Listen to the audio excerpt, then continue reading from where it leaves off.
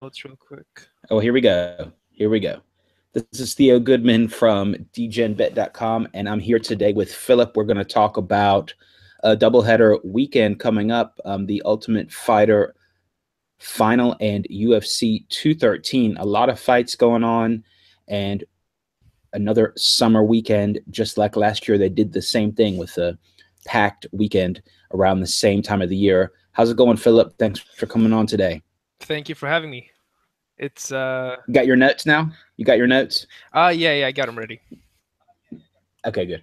Uh, anyway, in this the Ultimate Fighter final, I did watch some of the show, but I didn't follow the whole thing, so I don't really have a lot to say about that. But in this main event, um, I believe it's Justin Gaethje. It's interesting because he, instead of, a lot of UFC guys have been going to Bellator lately. Or maybe, I don't know how many have gone to World Series of Fighting lately, but that's pretty much the latest trend. Is a lot of guys, when their contract ends, or if they were really successful or unsuccessful in the last few fights, they're going to Bellator.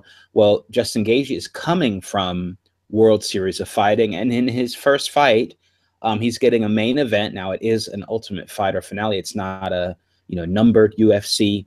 Arguably, you could say it's like a fight night, but that's still a pretty big deal. He is 17-0 and he has to face Michael Johnson, the Menace, who did lose to Khabib last. But hey, I mean, that's Khabib, right? So I think that's a pretty tough matchup for someone coming into the UFC. Watch on Gaethje. He's kind of like a brawler, or he's good at striking. He takes a lot of damage too, but he's really good at wrestling. I'm surprised that he didn't use his wrestling more than I saw in some of his fights. But you're not gonna. I don't think Michael Johnson's going to be able to take him down, and I think Michael Johnson's wrestling is good enough to stop a takedown by him if that's the case. So I think this is going to be a fight, and I'm leaning Michael Johnson here, even though Gaethje is undefeated and he's got good wrestling and he's definitely got power. What do you think, Philip? You think Gaethje has a chance, or you think that it's kind of like a hype train? Well, the thing is, the biggest problem I have with these guys coming from World Series of Fighting, Bellator, these smaller promotions. The thing is, it's that they haven't really faced any real competition. We haven't really seen, we haven't seen Justin Gaethje versus even a top 15 guy in the UFC. We haven't really seen that.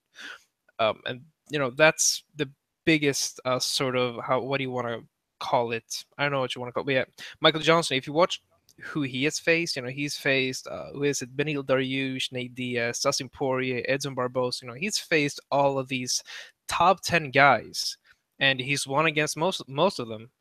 And you can also argue that he's really inconsistent. I mean, he lost to take for example Reza Madari, who is I don't know if you, I don't think you know who he is. He's a Swedish sort of wrestler kind of guy. Yeah, I think I've heard of him. Is that the Yeah, guy that kind of goes crazy every fight, or is that a different guy? it's the guy who stole purses and whatnot. It's a funny story, but yeah, it's that guy, and he's a UFC fighter and all that, but he's not really even a top 15 guy, and Michael Johnson lost to him.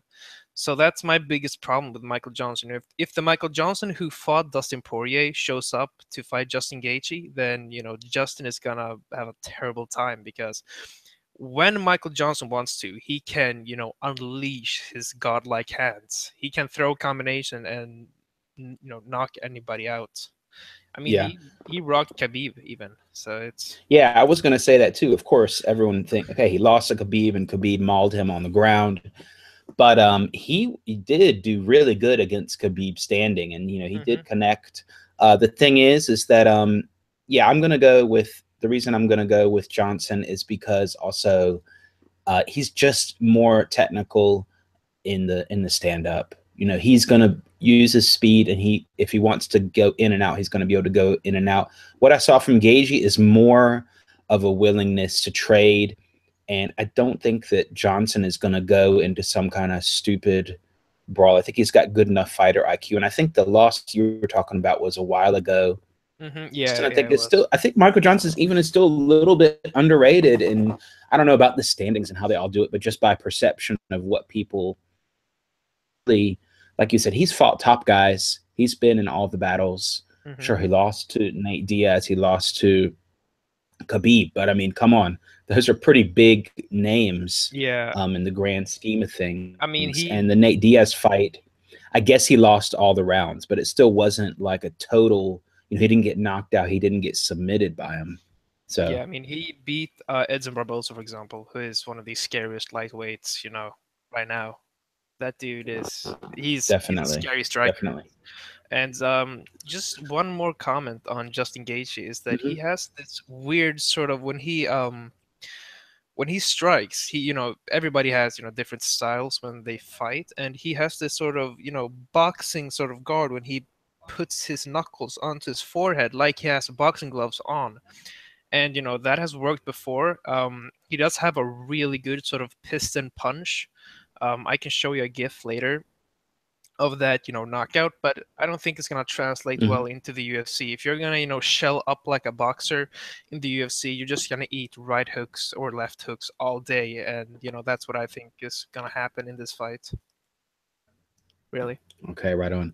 All right. Well, I don't have a whole lot else to say about this card in as far as a particular fight, except I did just what we were talking about before we went on. Um, concerned, I did just watch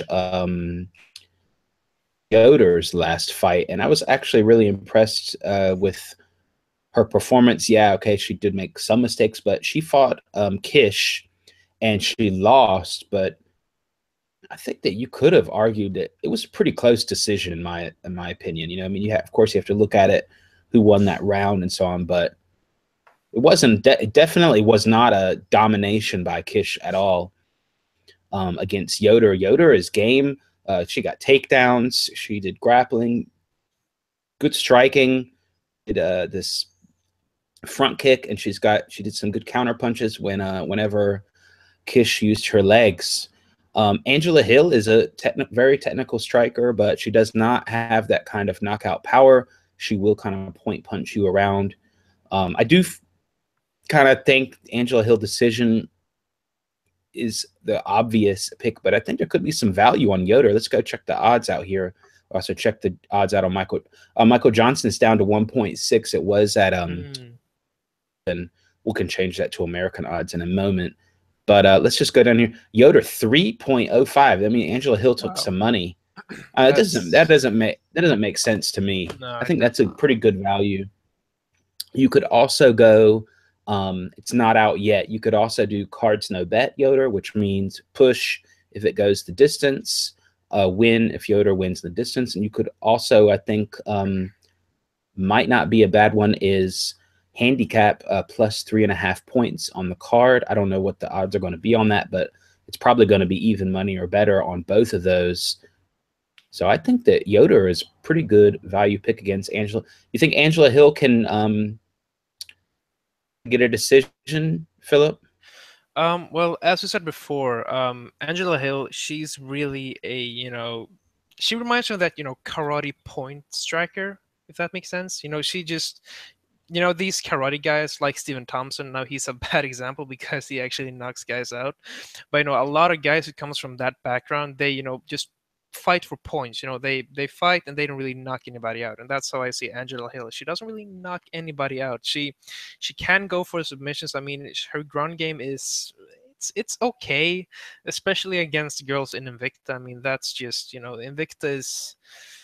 I don't really see that as a real legitimate organization where the UFC can take fighters from. Now, granted, that is the only organization with female fighters, or a whole organization with the female fighters. That's the only organization with it.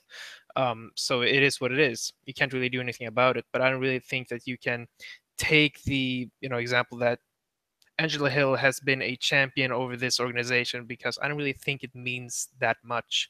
Um, her ground game is okay. Her striking looks really awkward. She misses a lot of her punches. She reminds me a lot of Nate Diaz, where she puts out a lot of volume, and she does have a pretty good gas tank. She doesn't really gas, but she's not that accurate with her punches. She misses a lot, and she takes Right. a lot of damage. Yeah. Well, remember, when she fought Andrade, yeah, she lasted 3 rounds. I don't think she Lasted. won any of those rounds, and I don't think anyone watching that would have given her one. But able to keep her distance and do, I guess you could say the best that she could do. But I thought it was going to be a lot different fight than I thought. Andrade would just run over her basically. Hmm. Okay, so she did develop her, her tactics enough, but I think Yoder is game here, so I think that's not a bad value pick, in my opinion. Take a look at Yoder. As far as some of the others on this card, I think Herman and Dalloway is going to be a fun fight. I don't have a pick for that yet. That um, Maynard against Ishara, I believe is how you pronounce it. Also going to be a fun one. Hmm. Hmm. And I'm not really sure. I'm not decided on if Lima has a value against Torres. Torres is really good at getting decisions. How many decisions did you say she has? Like 12 or something?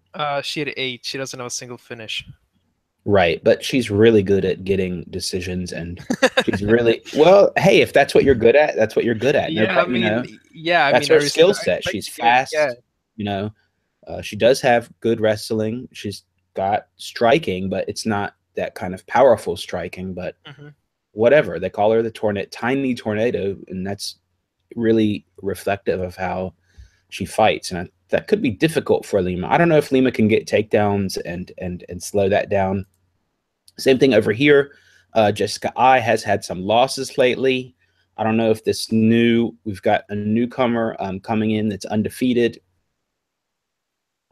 You could make the argument, debut, avoid betting on it. I don't know. I'm going to have to take a closer look at that. But actually, the newcomer is the favorite in this case. So 100% sure on that one. But what I do like is definitely out of those 3 women's fights, like that. Um, I think that's all I got for this card. You have any other fights you want to talk about? Yes, I do. Let's see. Okay. Start off with the Mm-hmm. Johnson versus Fortuna fight. Now, I think Mm-hmm. you, Theo, and the guys in the chat, they probably know that I'm a huge Marcel Fortuna fan. The reason why is because that this dude, he got like I think it was a 4-day notice to just replace a heavyweight, and he went up against this heavyweight who I think was ranked, and he knocked him out in the first round with I think it was over a 50-pound weight disadvantage. So I mean, that just with that kind of power, and he's a 205er. um that's his weight class, but he went up to heavyweight, and I think he actually weighed in at like 207 at heavyweight. So it was basically a light heavyweight fighting a heavyweight.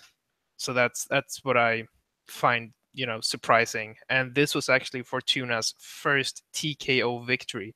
He's actually just a grappler, before this win. And he's fighting against, let's see, Jordan Johnson, who is, I think he's an All-American wrestler. He's got that same tattoo as Chris Weidman, who I think also is an All-American wrestler. Jordan Johnson, he's a good wrestler. That's it. I'm looking at his striking, and it's not impressive. He doesn't really have that technique. He doesn't really have that power. He punches to set up his wrestling basically. And I think that Marcel Fortuna is gonna piece him up on the feet, and he's eventually, if he gets taken down, then he's not gonna be um, scared. Like I think it was Enrique da Silva that Jordan Johnson won against last time. Who, I mean, Enrique da Silva, he's not a grappler whatsoever. He's a stand-up artist. So yes, I think that Marcelo Fortuna is going to win on the feet, and if he gets taken down on the ground, then he's going to be okay there too. And the fact that he's a 3.0 underdog, I think it's crazy.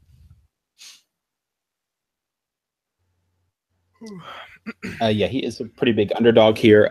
You have any opinion about the over 2.5, under 2.5, Let's see. or not really? Hold on. I haven't actually. I didn't know that they came out. Yeah, Uh, there. I've got it here. It's over is 1.65, oh, over okay. 2.5.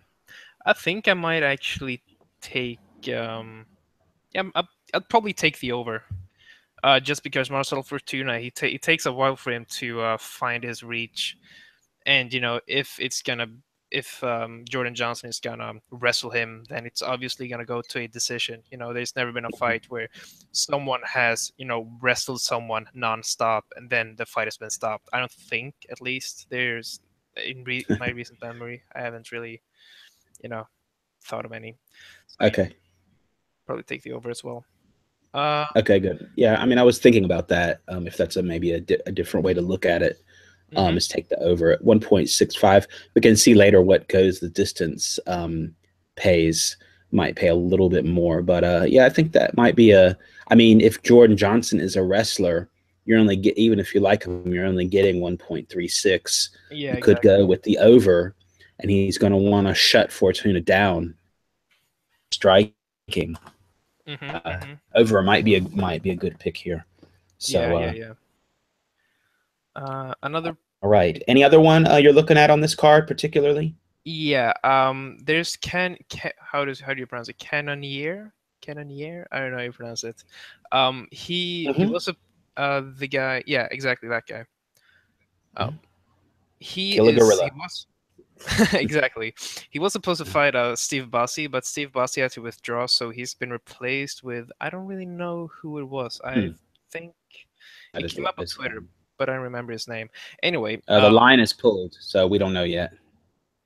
oh, okay, yeah. Or I don't know. Anyway, The book doesn't have anything yet, but yeah, we have to look. We have to look on Twitter and see. yeah, yeah, yeah. Anyway, if or I mean, whoever is gonna step in to fight Jared Cannonier I'm gonna bet on Jared Cannonier any day of the week. He's probably gonna be like a 1.4 favorite, something like that, because he lost against Glory Teixeira and he got wrestled over 3 rounds. You can't really do anything about that. Glover is a great wrestler and a great jiu-jitsu practitioner. So yeah, Hmm. but still, Jared Cannonier, if you watch his fight against, I think it's Ion Kutalaba, who is, Ion is a great striker as well, and Jared just dominated him for 3 rounds. So I think whoever steps in for Steve Bossy is gonna get dominated as well. All right. Okay, let's have a And look at on uh, this card. yeah, I have one more, and that's Mm-hmm. Diakise versus Close. Classy. I don't know how you pronounce it Mm-hmm. either. Klausa, Um, I think. I'm not sure. Hmm. yeah, Mark Diakise is a great striker. He's just, he's out of this world. He's got the same striking technique as Conor McGregor. He's sort of, it's really hard to explain. There's a video of it where a guy breaks down his striking, Mark Diakise, Conor McGregor's, and I think it might have been Stipe Miocic. They have a similar striking style where they like wind up their punches, but they hide it so well so you can't really see it, in real time. So yeah, Diakise's got some great striking. My biggest problem is that he doesn't really have any takedown defense. And Drakkar Close, he's a wrestler. He's he's been submitting people. If I think I watched one of his, I think it was amateur Hmm. fights, and yeah, he's great on the ground. So I think I might actually take the over. And I don't really know what it is. I think it might be. Hmm. I'll go get it. I have it right here. It's 1.69 for over 2.5. Yeah, I think I might take that. Okay, so it's another more or less striker against wrestler Yeah, situation like we had with the exactly. other fight. Yeah. That's interesting enough. To UFC 213, pretty big cards stacked all the way up.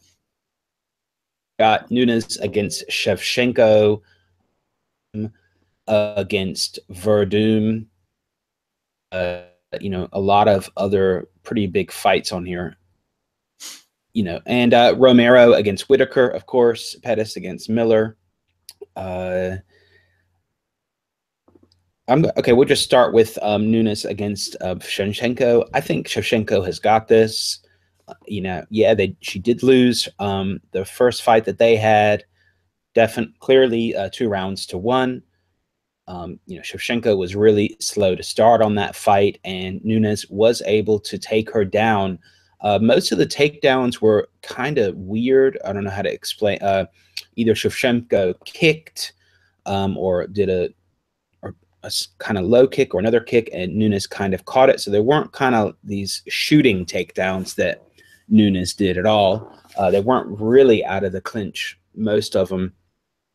And actually, in the third round, Shevchenko took Nunes down. One of her trips that you've seen her do really hard trips, especially like, for example, when she fought Lima in her last win. So I think that Shevchenko is going to be able to use the 5 rounds really well. She's got very good fighter IQ. Shevchenko is very disciplined. She doesn't mind.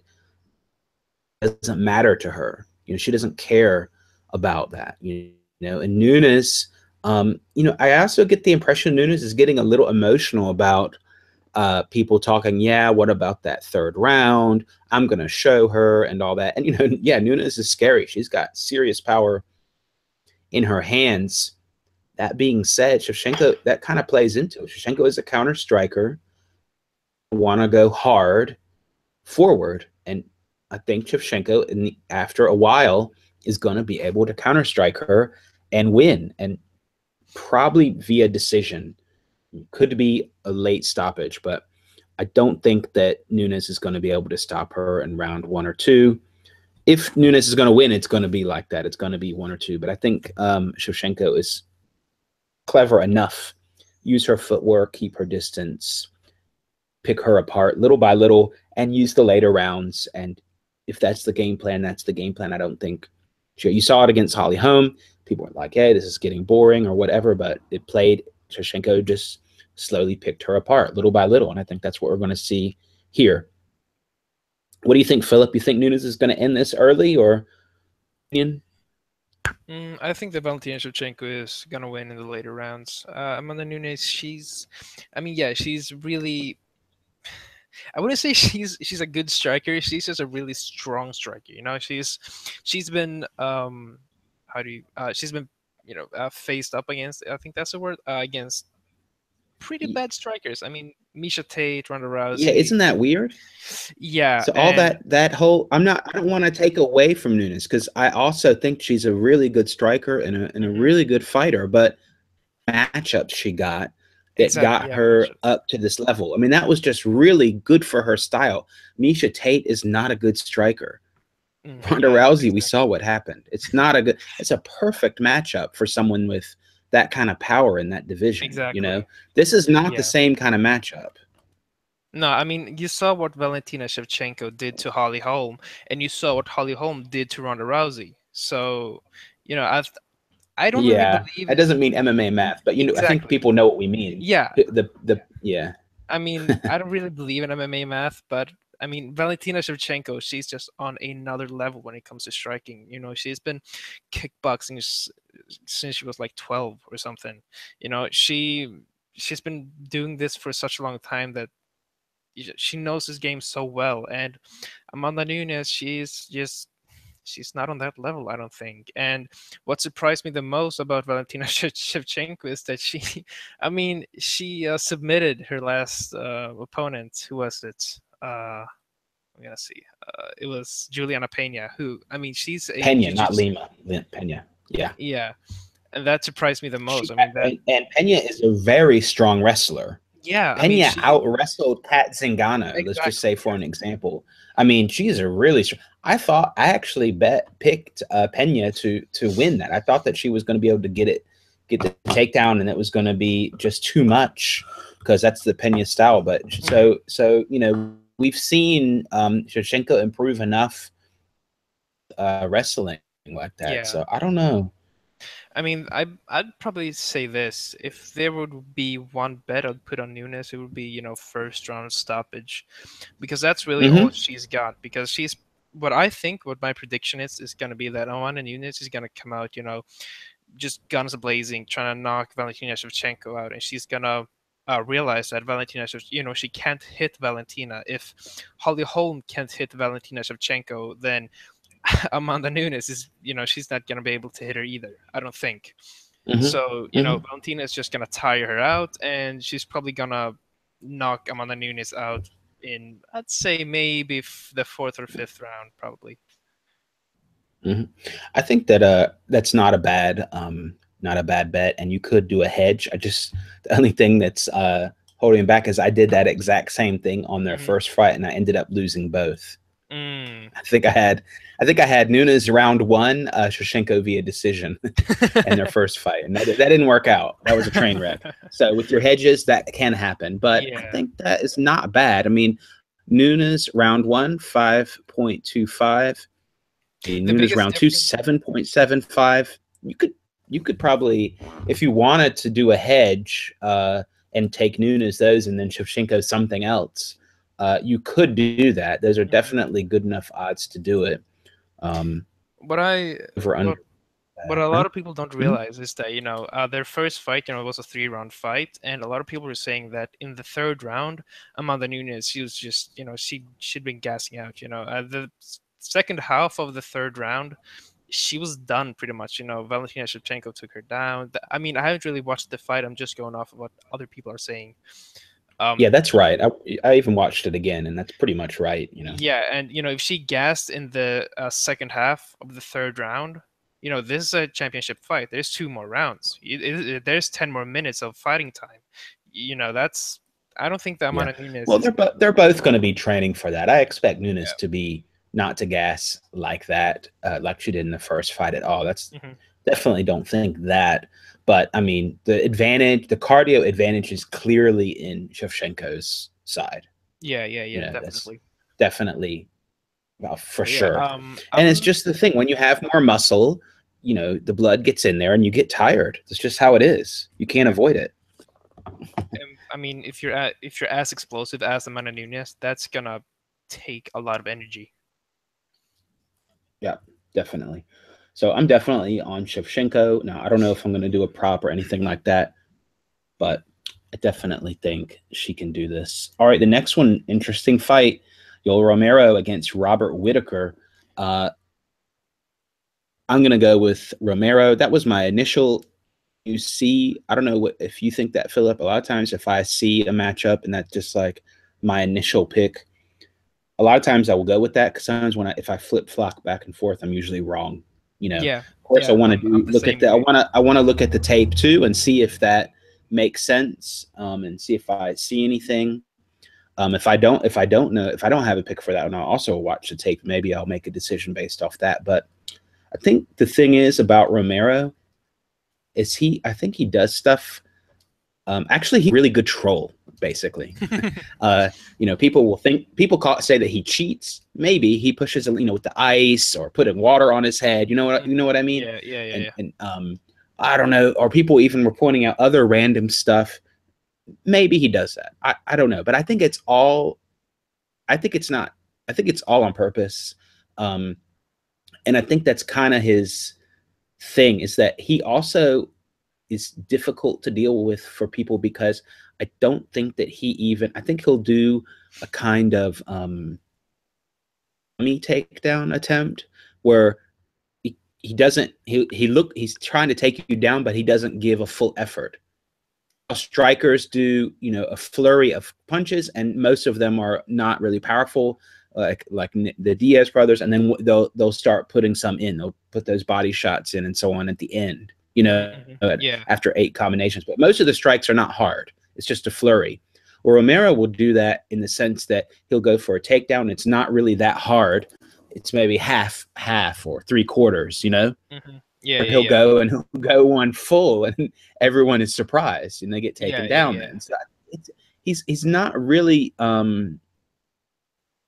he's unorthodox in that sense. He's not really on beat, as some guys. And stand up is not bad either. Robert Whittaker is more of a counter striker. Um, I don't think that Romero's style really plays into that. Whittaker has looked really good lately. People were saying, yeah, Brunson looks like Romero, you know, explosive. Brunson doesn't know how to tuck his chin. That's why he got knocked out. You know, it's not Sousa fight. I don't know. Some people say it was stopped early. If I totally agree with that, you know, hats off to Whittaker. That was a good finish, I think. But Hmm. I don't think you can really compare Brunson to Romero in that sense. So I really like Romero. I think that he's going to be able to take him down eventually, and this is going to be a Romero dominated fight. Of course, yeah. I don't. Do you see Whittaker really counter striking Romero and knocking him out or something like that? I To can't be picture it in honest, my mind after I watch them. I people are hyping Hmm. Whitaker up way too much. I see the same pattern as Watterson back in January when who did she who did she win against? Was it Paige Van Zandt? It was Yeah, yeah. Yeah. You mean with the hype train? You mean or yeah, what? yeah, yeah, exactly. Like Yeah. everybody was on the Watterson train, and oh, she's gonna be the next, world champion and whatnot. And then, everybody was against Namajunas pretty much. I mean, I think was Namajunas the underdog as well. I'm not sure, but I just remember that everybody was so blind by the hype that they didn't really see the real technique, if that makes sense. Robert Whittaker, I mean, 3 fights ago, no, yeah, 3 fights ago, he was facing Rafael Natal, who, I mean, he's a nobody pretty much. Robert Whittaker got rushed into this title picture way too fast, and I mean his win against Jacare Souza, it was impressive. It really was, but I think that he preparing against Ronaldo Souza is much easier than preparing against Yoel Romero. When you're preparing against Ronaldo Souza, you're preparing, takedown defense. That's all you're doing. You're drilling takedown defense because Jacare's stand up, it's not that great. I mean, Yoel Romero was piecing him up on the feet, and on the ground. I didn't really. Did the fight even go to the ground against Yoel Romero I versus don't remember. I'd Jacaré? have to watch that again, but I do remember that Romero was dominating on the feet. I don't even think it went to the ground. They might have clinched, but Yeah, they might have been on the ground for a short while, but I just think that Robert hasn't really had time to prepare against Yoel Romero because Yoel Romero, he's so unorthodox. He's a different kind of version of John Jones. You don't know what Yoel Romero is gonna do. 1 second he punches, 1 second he kicks. 1 second he tries to do a takedown, and boom, he flies up and hits you with his knee in your face, and you're out. So that's why I think Yoel Romero is going to win because he's more unorthodox, he's more experienced, he's got more power, and I don't really think that he's gonna have to. It's not gonna be a problem for him to deal with his hands. Yoel Romero has got some good striking, despite what everybody says.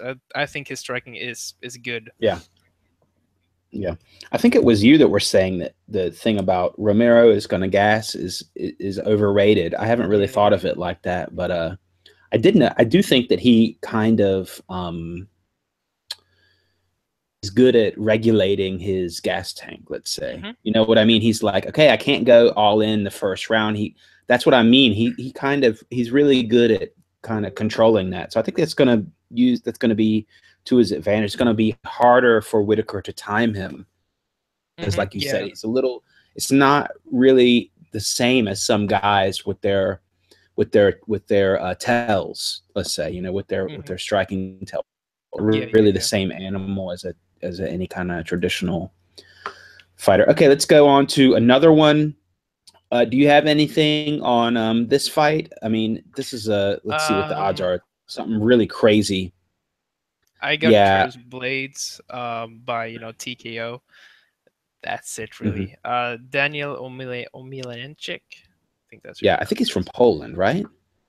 Yeah, Poland or Russia or something Yeah. like that. Yeah. I think he's a wrestler. He's not a good striker at all. I think he faced who was? I think it was Derek Lewis, maybe something. So some other, really Mm, strong knockout artist, and he got knocked out. I think. Anyway, yeah. that's I don't. I'm not. Blades by TKO is only 1.71, but I guess you Mm, could take it. I mean, I'd, You know, I'd probably let's take. see, under. Hey, check this out. Under 1.5 rounds, 2.1 might be Yeah, worth a go yeah, if you that like that. that looks good. I might check It's that just out. gonna destroy them.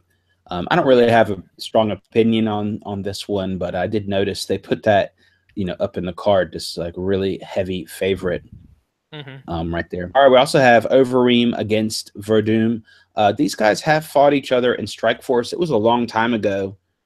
I don't know, 5 years or more maybe, but in that one, Overeem won the fight, and I did watch it again. I mean, I watched it when it happened, but I watched it again, and interestingly enough, it was a little bit of the opposite of what you might think, in the sense that Verdun looked pretty good striking and was hanging with or outstriking Overeem in some of the rounds.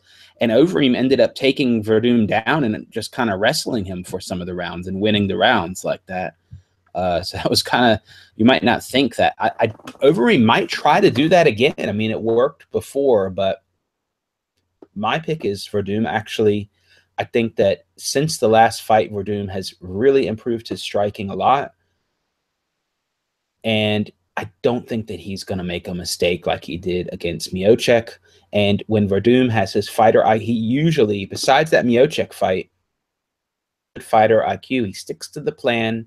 He also is kind of, I mean, I don't want to take away from him though, but he does have a similar, like Romero, a kind of trolling style sometimes. I can't really describe it in another way, where he's fine staying on the outside, just doing kind of like against Travis Browne. He knew that that fight should have been stopped, but he just continued on. He's willing to just troll him for the rest of the fight. That's fine. Then he Hmm. gets the win.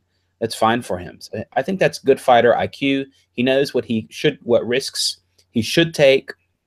I don't think Overeem will fall for it, but Verdun will do as we've seen before, throw himself on the ground, act like he's been rocked, to try to get you to jump on him. He'll Hmm. do he'll do that. Not most people don't fall for it with him, but he will try it. So he'll troll you like that, in the sense that you want to get the fight into a rhythm, and this guy keeps falling down on the ground. The ref tells him to get up again. You know what I mean? So Hmm. he'll do stuff like that and stay on the outside, maybe even run away. I would argue, though, that he is kind of wild in his striking compared to Overeem. So I don't know. And then you got Overeem's chin, questionable, especially since the last 5 years. But I'm still going to go with Verdun. I think he's improved way more than Overeem has. And I think that he can get this probably via decision against Overeem. How do you see this playing out? Well, I see Verdum winning. I was actually comparing Mark Hunt, the Mark Hunt fight, Mm-hmm. with how Fabricio Verdum fights, and that's, I think, the biggest difference, because a lot of people are watching, the Mark Hunt fight, the most recent fight that Al Chauvin had, and they're basing Overeem's entire, striking from that fight. But I think that Mark Hunt is just a walking punching bag. Really, he doesn't really have any good movement. I mean, he does get hit a lot, but the reason why he wins is because he's got a better chin than most of his opponents. And I mean, Fabricio Verdum, he's just so much more smoother on the feet. He can slide in and out whenever he wants. He's much faster. He can strike from different angles, and best of all, he's got great BJJ. I mean, if you take him down on the ground, you're most likely gonna lose. I honestly think that Fabrice Verdum is more dangerous on the ground than Jacare is. So yeah, I'm gonna take Verdum in this fight. Might actually take the under 1.5 or 2.5. Sorry if I'm voice tracking. I'm sick, so Oh, no, but no yeah. problem. Okay, um well, I guess we're like agreeing on most of the picks. Let's see yeah. what the price is on the over under there. Actually, I kind of like the over on this one, but over 1.5 is 1.59, under 2.5. Um, I kind of see this going a lot of rounds. I don't think Overeem's going to get a knockout in round one or anything, and I don't think Verdum's going to sub him or knock him out in round one either. But I think I like better picking a side than the rounds on this one. Hmm. Do you Yeah, like the yeah. rounds on this one? Yeah. Or, I I don't really know. I'd probably take the under just because I think Fabrice Verdum is going to catch him in the first. I mean, Fabrice Verdum caught Yeah. Travis Browne in the first round, and I think if he catches Travis Browne or if he catches Overeem the same way he did Browne, he's gonna knock Overeem out. I mean, Overeem, he doesn't really have a chin. I mean, it's been demolished. All right. Well, that's interesting. And, they have fought each other before. So I think that's also interesting, kind of a rematch. And another organization has a little bit of a story there. All right. Pettis against Miller. Miller has looked pretty good. He has a lot better striking than people think. I think he's kind of people maybe look at him and know him more for his wrestling, but pretty good striking too. He does kind of push forward a lot, and that's not good for Pettis. But I think that Pettis is going to be able to win this one, and I don't think the forward pressure of Jim Miller is going to be enough to make Pettis uncomfortable and not be able to unload any of his strikes. Pettis does kind of need space to unload his strikes, and I think that he's going to be able to get the win on this one. What do you think? Yeah, I agree with you. I Okay. mean, Anthony Pettis, he's been a world champion and whatnot. I don't really know what happened, why he went on such a big losing streak, but I don't think Jim Miller is on the same level. I think Jim Miller is more of a sort of journeyman fighter. He can't really hang with the top 10, but he's a good gatekeeper for the top 10, if you want to put it that way. Yeah, he is kind of a journeyman, but let's see. Like I said, I think that people know. I think what it was with Pettis is people figured out how to beat him. People figured Yeah, out if yeah. you pressure him really hard, then you can beat him that way. And I think that's how people kind of figured him out. And I think that Pettis has also figured that out now. And I look for him to finish that, maybe even in the distance. But I think Pettis is going to win regardless. We also have Travis Browne is coming back again. It seems like he just fought Derek Browne not long ago Yeah, it wasn't in like against. December though. It was a while ago. Okay, it's a while ago. Yeah, it was December.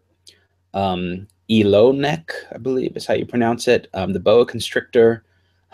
Look at this record: 51 Yep. and 10 and one draw. That's a lot of fights. Already ranked 14th in the heavyweights. And Travis Browne, does he have I know that I think it was you that were telling me, is he really at a new camp? Does he have a new trainer, or is he just, because the last fight, that was the thing. There was this big news. Oh, he left his camp. He didn't really change trainers, though. He was just training at different places, but with the same coach. And I don't know if he's finally gotten rid of his coach or not. And I think that has been the detriment of him, unfortunately. He looked really good before he had his current coach.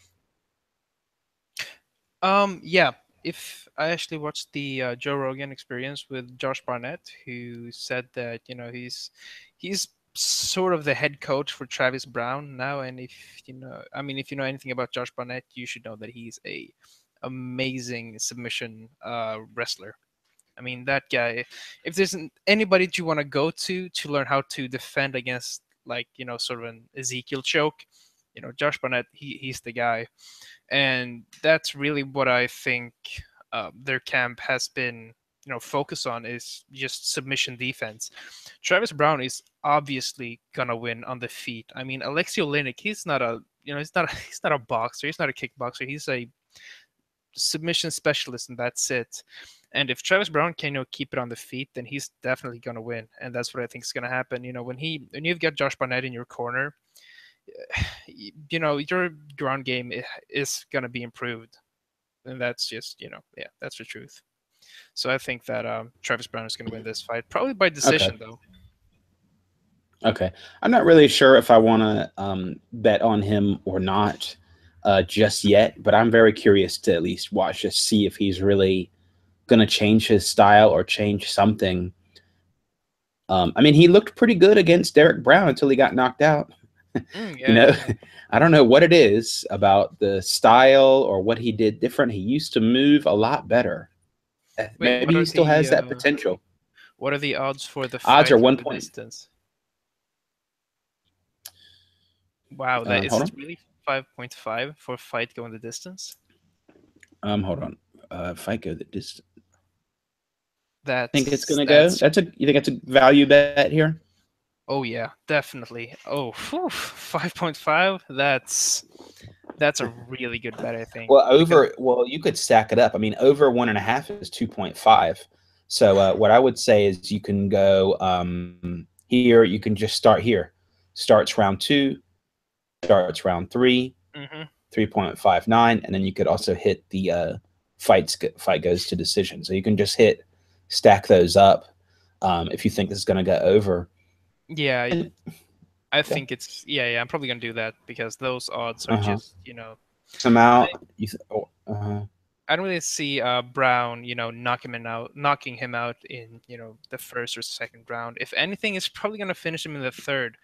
But the thing is, if let's say Olynyk gets rocked, then he's just gonna, take it to the ground and stall. That's all he's gonna do. So I'd probably take fight goes the distance, to be honest. That's a really good bet in my opinion. But yeah, as you said, Okay. take the fight starts round one or fight starts round two, round 2. three. Yeah, Fight start round. I wonder what the odds are on that. Fight yeah, starts round 1. that'd be a Yeah. good bet. Yeah, definitely. Yeah, yeah. Okay, well, all the picks or real big discussion points I have for this card right now. Do you have any other fights you want to talk about? Yeah, I've got one more, which is Main Hmm. versus Muhammad. Oh yeah, right. You wanted to talk about him. Yeah, All right, tell us and about it. Bilal Muhammad, he's a 1.6 favorite, and this is probably my safest pick on, both of these cards. Just because Bilal Muhammad, since he was on The Ultimate Fighter, he's evolved so much. I mean, he's improved so much. His game plan, his leg kicks, his wrestling, everything is just great. While Jordan Main, he's had a layoff for about 2 years, I think. He came back, fought uh, Emil Meek, I think that's how you pronounce it. The guy who knocked out Paul Harris in Italy last year. You know who it is? Yeah. Anyway, Jordan No, Main. no, I don't. I'm sorry. No, I don't.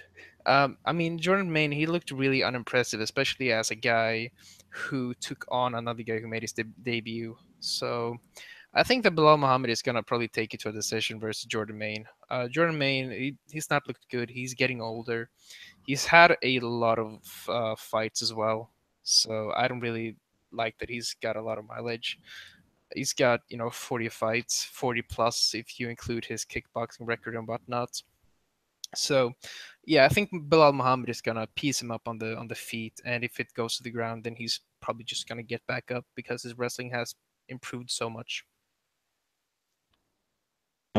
What do you think about over 1.5 on this one? Let's see. What are the odds for that? Is It's it? only 1.53. Yeah, yeah. I'd probably take that. Yeah, I'd probably take that.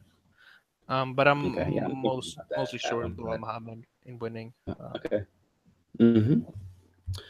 All right. Well, that's all I got for this one. Thanks for coming on, Philip. Thanks for Uh, having me.